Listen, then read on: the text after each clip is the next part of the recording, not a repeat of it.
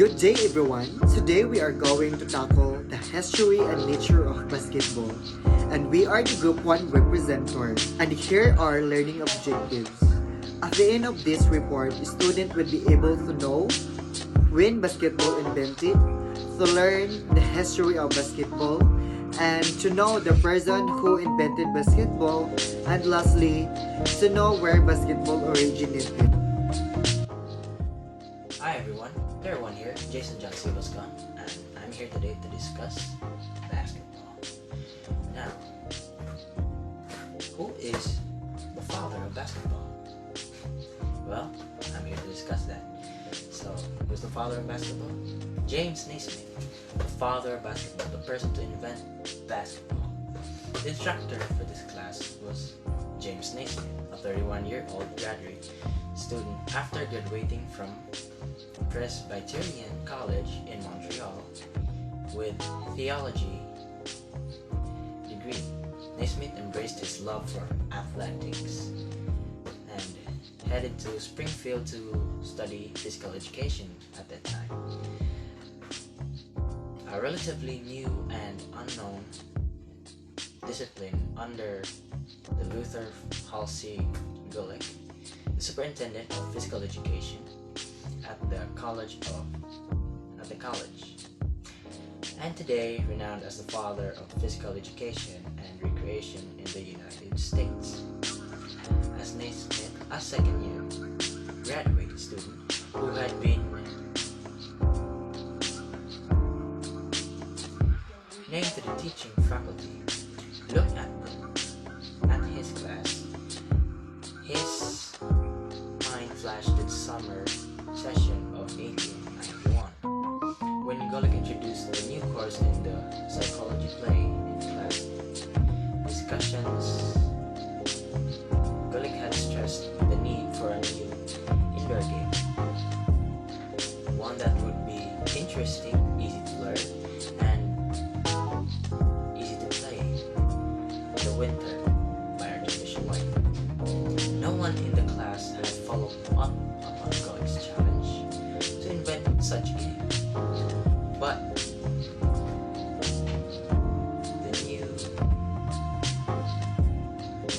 now faced with the end of fall sports season and the students dreading the mandatory and dull required gymnasium, Naismith had a new motivation. Two instructors that had already tried and failed to devise activities that would interest the young men. The faculty had met to discuss what was becoming a persistent problem with the class' unbridled energy and disinterest in required work. During the meeting, Naismith later wrote that he had expressed his opinion that the trouble is not the man, but the system that we are using. He felt that the kind of work needed to motivate and inspire the young men he faced should be of a recreative nature, something that would appeal to their play instinct. And before the end of the faculty meeting, Gulick placed the problem squarely in the Naismith lap. Naismith, he said, I want you to take that class and see what you can do with it. So Naismith went to work. His charge was to create a game that was easy to assimilate, yet complex enough to be interesting. It had to be playable indoors or any kind of ground and by a large number of players all at once. It should provide plenty of exercise, yet without the roughness of football, soccer, or rugby. since those would threaten bruises and broken bones if played in a confined space. Much time and thought went into this new creation. It became an adaptation of many games of its time, including American rugby or passing, English rugby or the jump ball, lacrosse or use of a goal, soccer or the shape and size of the ball, and something called Duck on a Rock, a game Naismith had played with his childhood friends in Benny's Corners, Ontario. Duck on a Rock used a ball and a goal that could not be rushed. The goal could not be slammed through, thus necessitating a goal with horizontal opening high enough so that the ball would have to be tossed into it rather than being thrown. So Naismith approached the school janitor hoping he could find two 18-inch square boxes to use as goals.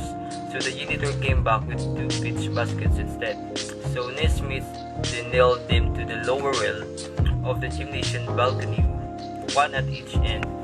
The height of that lower balcony rail happened to be 10 feet. A man was stationed at each end of the balcony to pick the ball from the basket and pull it back into play. It wasn't until a few years later that the buttons of those pitch baskets were cut to let the ball fall loose.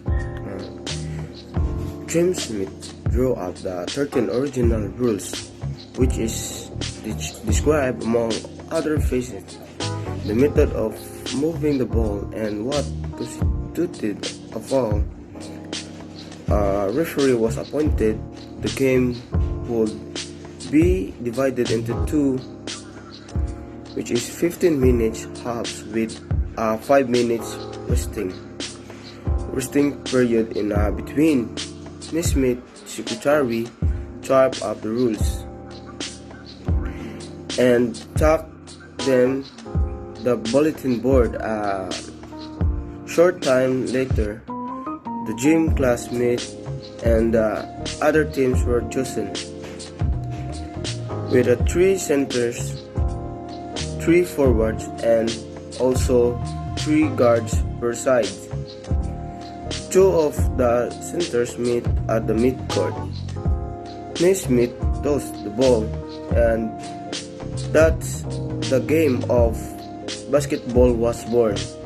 So good day everyone, good day to you sir. So this is Cadet Dale Luis Raposo Angana speaking, and today we are going to talk about where basketball originated. So it was the winter of 1891 to 1892 inside a gymnasium at Springfield College, known as the International YMCA Training School. This school is located at Springfield. MAS was a group of restless college students. The young men had to be there. They were required to participate in indoor activities to burn off the energy that have been building up since their football season ended. The gymnasium class offered them activities such as marching, calisthenics, and apparatus work. But these were failed substitutes for the most exciting games of football and lacrosse they played in warmer seasons. That is all. I am Kent Maseron. I am here to discuss about my part, which is our topic is basketball. So, the year basketball was invented, word of the new game spread like wildfire. It was an instant success. A few weeks after the game was invented, students introduced the game of their own YMCAs. The rules were printed in a college magazine, which was mailed to YMCAs around the country. Because of the colleges well represented international student body, the game of basketball was introduced to many foreign nations in a relatively period of time. High schools and colleges began to introduce the new game, and by 1905, basketball was officially recognized as a permanent winter sport. The rules have been tinkered with, but by and large, the game of basketball has not changed drastically since Naismith's original list of 13 rules was stuck up on a bulletin board at Springfield College. Where was basketball invented? There's been some confusion over the precise nature of the official relationship between Springfield College and the YMCA as it relates to James Smith and the invention of basketball. The confusion stems in a part from changes in the school's name in its early history. Originally, the School for Christian Workers, the school's early in its history had three other names which included YMCA. The YMCA Training Schools, the International YMCA Training School, and later still the International YMCA College. The college didn't officially adopt the name Springfield College until 1954, even though it had been known informally as Springfield College for many years. But by whatever name, since it is founding in 1885, Springfield College always been a private and independent institution. The college has enjoyed a long productive collaboration with YMCA, but has never had any formal organization ties to the YMCA movement. Fusion has been compounded by a small sign of the corner of the building where basketball was invented. The building stood at the corner of the State and the Sherman Street in Springfield, Massachusetts. The sign carrying the words of Armory Hill Youngsmen Christian Association. It is the visible old photographs of the building that have circulated online. This has led to someone believe that the Armory Hill YMCA owned by the building and that is James Naismith was an employee of YMCA. However, in 2010, some historic YMCA documents and the Springfield College documents from the period were rediscovered. These documents prove conclusively that the gymnasium in which Naismith invented basketball was located not in a YMCA, but in a building owned and operated by the School of Christian Workers, from which today the Springfield College originated. The building also included classrooms, dormitory rooms, and faculty and staff offices for the institution.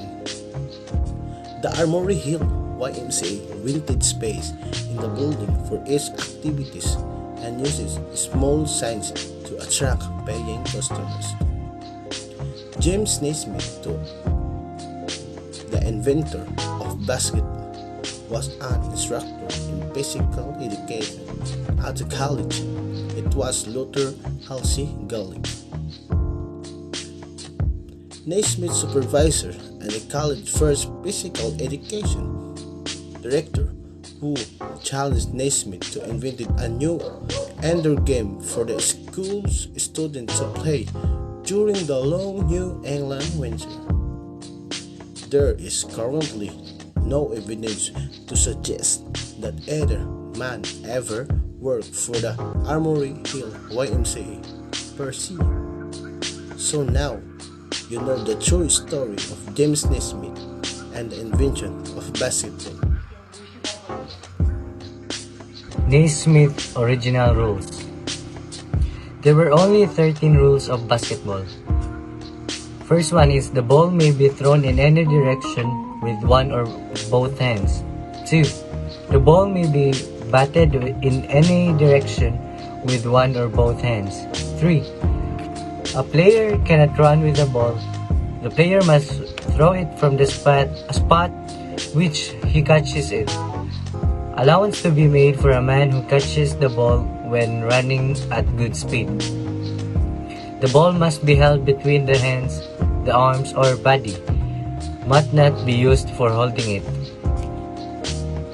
No shouldering, holding, pushing, tripping, or striking in any way the person of an opponent shall be allowed. The first infringement of this rule by any person shall count as a foul. Number 6. A foul is striking the ball with the fist. Violation of rules 3 and 4 and such as described in Rule 5. 7. If either side makes 3 consecutive fouls shall count a goal for opponents. 8. A goal shall be made when the ball is thrown or batted from the grounds into the basket and stays there. 9. When the ball goes out of bounds, it shall be thrown into the field and played by the person first touching it. 10. The umpire shall be the judge of the men and shall note the fouls and notify the referee when 3 consecutive fouls have been made. Number 11. The referee shall be the judge of the ball and shall decide when the ball is played in bounds and to which side it belongs. 12. The time shall be 15 minutes, halves, and 5-minute rest between. The last and number 13 is the side making of the most goals in that time shall be declared the winner. In the case of a draw, the game may, by agreement of the captains, be continued until another goal is made. So that is the 13 original rules of basketball. Good day everyone, my name is Nildo Jumtequino and I'm here to explain Naismith audio. Springfield College alumnus James Naismith invented basketball on campus as a graduate student of the college in 1891. Hear him tell the story here. This is the only known audio recording of basketball inventor and Springfield College alumnus James Naismith, describing the first organized game of basketball played at Springfield College. The audio was unveiled by Michael J. Zogary, an associate professor of religious studies at the University of Kansas. That is all, thank you.